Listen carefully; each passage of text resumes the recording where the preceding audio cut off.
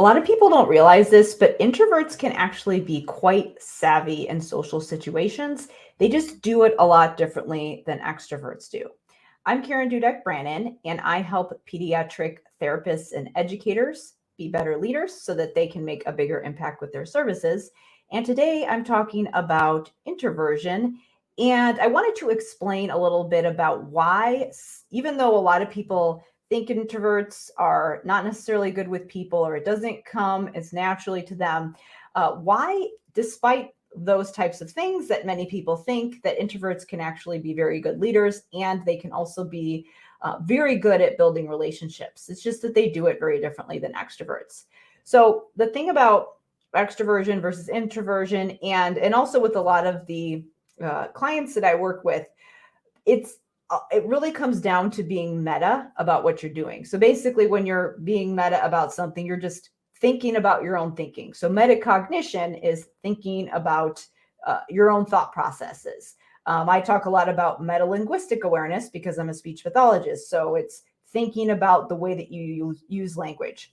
So when I say that introverts can be successful and it's really about being meta, basically what I mean is that there's certain situations where extroverts might just be able to just kind of be there, and they might feel naturally comfortable in this situation where there's a lot of people and they're acting in a certain way and it's just sort of flowing. It comes naturally to them. It doesn't take them a lot of energy.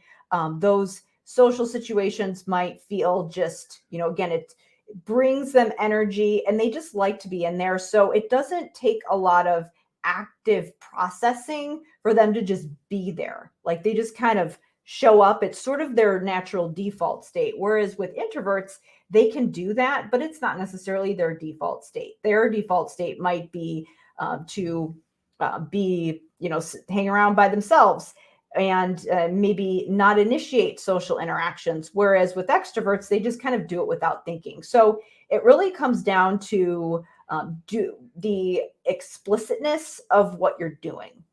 I think a lot of times extroverts do things kind of implicitly where they're doing things and they're acting in a way like they're reaching out to people. They're not really thinking about it as much, or maybe they are thinking about it, but it doesn't require them as much effort and strategy behind it. They can kind of just go with the flow more and just do it because it's something that they enjoy doing. Not that they're not self-aware. It's just that the thought processes aren't as meticulous and it doesn't take them as much effort. And as a result, they might be more likely to do it more. They might be more likely to initiate interactions with other people. Again, they're always the ones that are kind of talking with a lot of people, having a lot of friends, things like that. Whereas with introverts, they can do all of those things. It's just because it's not their natural state, they need to be more explicit about it rather than implicit. So they have to be very meta about the way that they approach their social situations. They really have to think about what they're doing. They might have to actively do something to remind themselves to reach out to people because, again, I know that I personally will go like I actually have to remind myself to call people and talk to people, even though I like talking to those people. It's just that I get busy. I'm focused on my own thing. And because that's kind of my default state, I need a reminder or a cue. So I do need to put some support and reminders in my environment. And then when I enter those situations, I'm not just going with the flow. I've really thought about how I'm going to handle that situation. And so if you are a person who is like that, where you tend to avoid those social situations that may be actually beneficial to you, whether it be professionally or personally, I think it's good to know that if you are more introverted, you can be successful. You just have to be more meta about it. You might just have to think directly about what you're doing. You might have to put reminders in place for you to, remember to follow up with somebody or reach out to somebody, whereas somebody who's extroverted might be a little more that might be their more natural state. So they might just kind of do it more intuitively. Now, obviously, this is my own experience.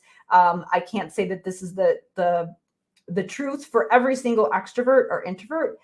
This is just my experience as an introvert myself and just interacting with a lot of other extroverts, where I'm kind of sitting here like, how are you doing that? How is this so easy for you? And it's so hard for me. Well, it's not that, again, it's not that you can't do it. It's just that it might require a little more thought process.